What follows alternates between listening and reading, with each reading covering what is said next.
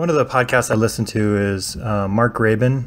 He does a lean audio podcast. And what he does is goes in and talks through some of the posts that he writes, some of the older ones, including some of the new ones, and just kind of reads through and talks through the article just to make sure people get another opportunity to see the article by going through the podcast.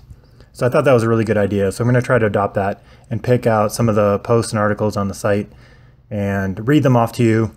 And then if you want to go back and look at them or read through it or catch something that you missed when I went through it, you have the opportunity to do that on the site. So the first one I'm going to want to go through was called Tips to Green Your Lean Event.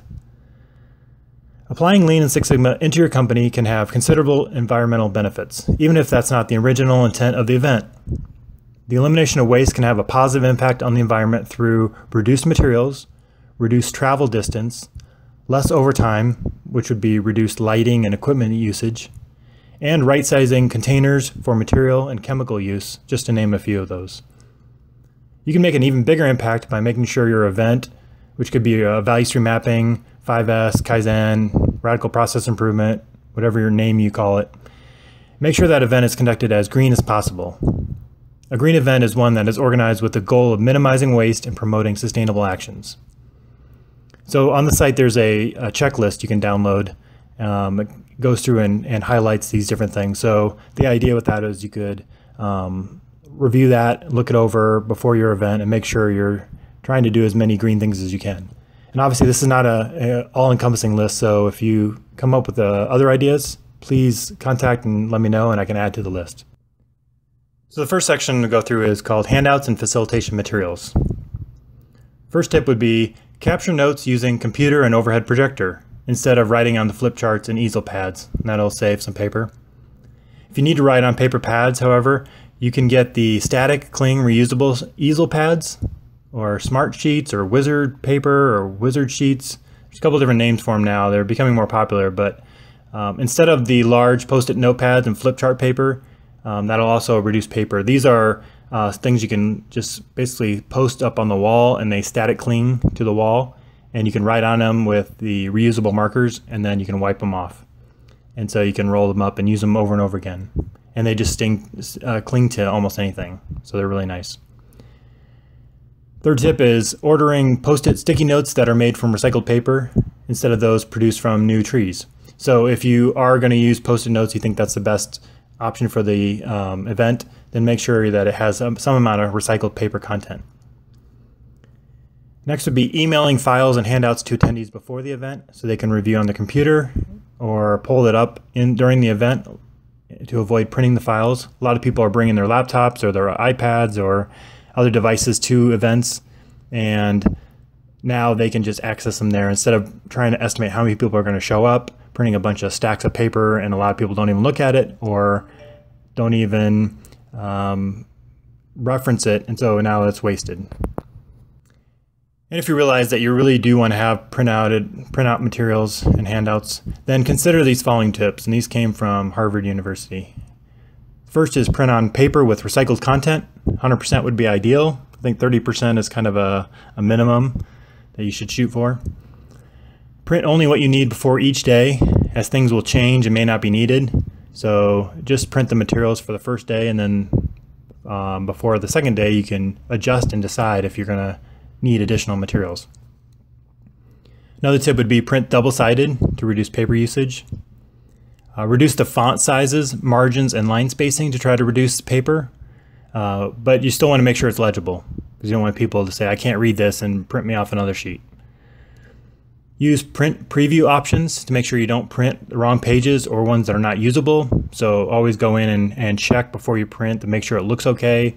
You know, you don't have something formatted so it goes over to an extra page, or it looks weird, or it got resized improperly. So always make that a habit to go in and do a print preview. Use soy-based ink to minimize chemicals and toxins. So there are some more greener ink options out there. And if you can print in black and white instead of color, that reduces ink usage. It also is a big cost savings too. If you're conducting a 5S event specifically, we have another guide, and I'll probably read off that article in the next podcast. around what specifically to do about 5S events. The next section deals with food and drinks. So the first one would be catering food to avoid having participants leave the event and drive to go get food, or they all go back to their office, they go back to their work, they get distracted, and it's hard to get them back corralled in a timely manner. So have the event catered in so that they can all stay in the event activity, and sometimes you can take advantage and kind of work through lunch if you need to. When selecting food options, consider the following. Choose local food catering options so you can minimize your food miles, which is basically how far your food is traveling to get to you, and it helps support the local economy. Also offer organic food options to minimize fertilizers and chemical usage. Offer meat-free or vegetarian or vegan options to reduce the environmental impact of raising livestock. And a good way to do that is to survey the attendees beforehand and find out what their diet restrictions are or their preference are. Offer a buffet-style catering so you can minimize packaging from individual serving options. So I've seen where people all order from a certain restaurant and they all come in with tons of packaging. Everything's every single item on the for each person has like 3 or 4 little containers, and it's a big waste. And then it just overloads the whole trash can in the room, and it makes a big mess. And it's a lot of trash going in landfill. Also provide healthy snacks in bulk to reduce packaging instead of like individually packed items. And keep the energy level high during the event. So don't pick sugary items that people get a quick high and a quick energy burst, but then they'll kind of crash afterwards. So try to pick some healthier options. Provide a water cooler for people to refill their water bottles and encourage them to bring them instead of having bottled water, which that will reduce the plastic bottle usage. And plastic bottles come from oil, so that cuts down on our oil dependency. Provide real silverware and plates instead of disposable and the flimsy plastic silverware and those styrofoam plates. A lot of times catering will bring in plastic tongs and those will break, or the silverware, you're trying to cut something and those will break. So it's kind of annoying for the participant, and it's a lot of trash. Provide cloth napkins to reduce trash instead of napkins. Or if you're if you think napkins are your best option, then try to pick some that are made from recycled paper. Provide recycling containers in the room for bottles, cans, cardboard, and paper, and any other things that you recycle, like glass. Maybe you can set up something for compost, especially if you have catering and you have food in there. So if people don't eat everything, then you can collect up a compost bin and just have it in that room. So that's good for any kind of leftover food. And then the room selection will be the third thing. So select a meeting location with natural light so you can reduce the amount of lighting you need. So you can just open up the windows and everyone can see outside, and it's you're getting in that natural light, which really helps with productivity and keeping people awake and going strong. Select a room with updated temperature controls and newer HVAC equipment so you can reduce energy consumption. As people get into the room, there's a lot of body heat that kicks in the air conditioning system, so we want to make sure that we're using that energy in an efficient way.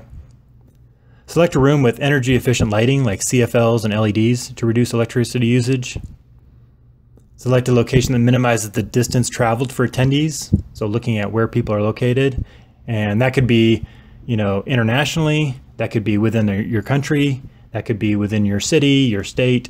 But just looking at where everyone's coming from and figure out what's the shortest distance for the most amount of people to travel.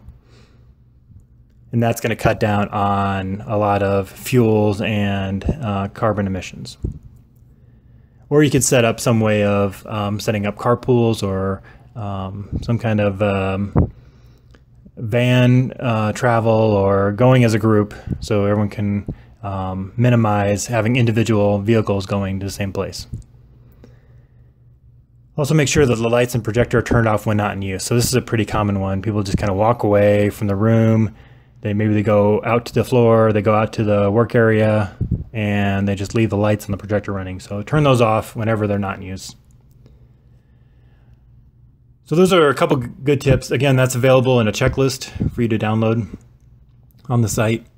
If you go into the free stuff section, that's where you'll find the checklist.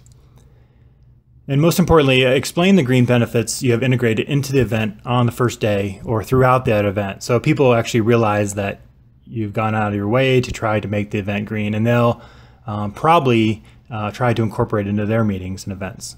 But sometimes you have to point out to them that you've done some of those things. It's not quite obvious, or people maybe aren't paying attention.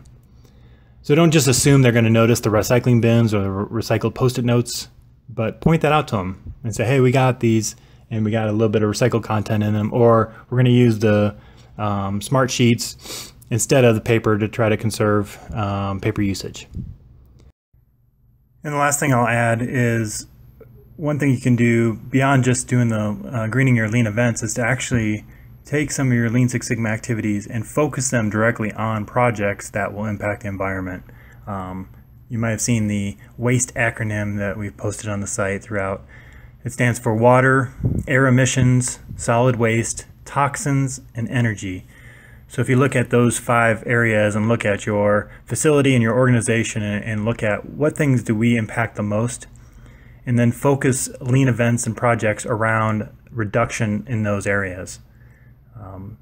So that would go above and beyond just having a regular lean event or a Six Sigma project team that is greening their events and meetings. So if you have any questions or you have other ideas you think would help green a typical lean event, please contact us through the website at leansixsigmaenvironment.org. Thanks.